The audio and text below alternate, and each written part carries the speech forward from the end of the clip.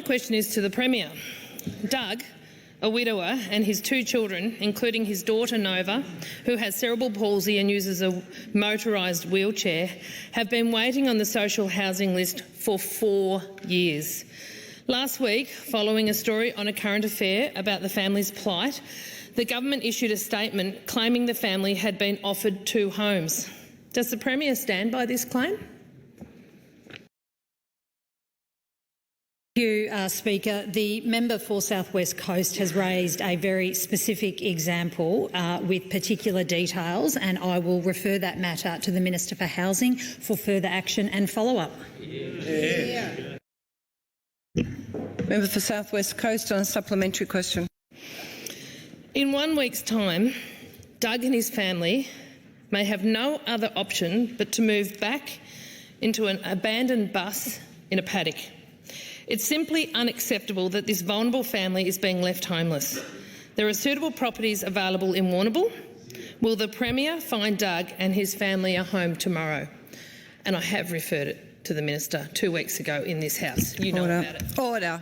Speaker, as I indicated in my previous answer, I will refer that matter to the Minister for Housing, and I would appreciate the member for South West Coast. Order. Premier will resume her seat. A member for South West Coast on a point of order. On a point of order, on relevance, this question is an important question that needs answering. Doug is waiting.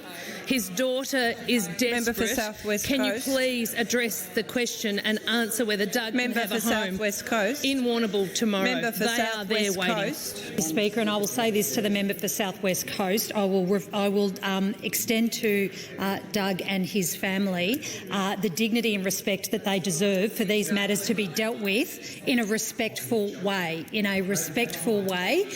not in the way that it is being conveyed at present. I think it's important that we understand.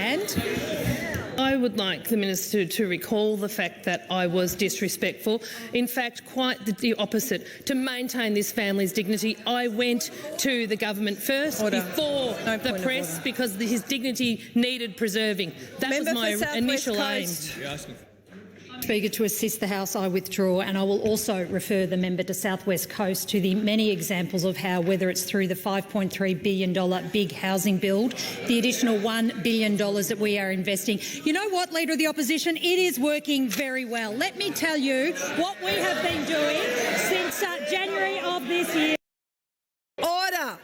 Leader of the Opposition on a point of order. Relevant Speaker, I ask you to bring the Premier back to the question about Doug and his 2 kids. Order. On the order. Minister will come to order. Premier on the point of order. On the point of order, Speaker, I was being entirely relevant to the question that was asked, and it looks like the future leadership strategy of the Liberal Party is sitting up there on the back row. Order.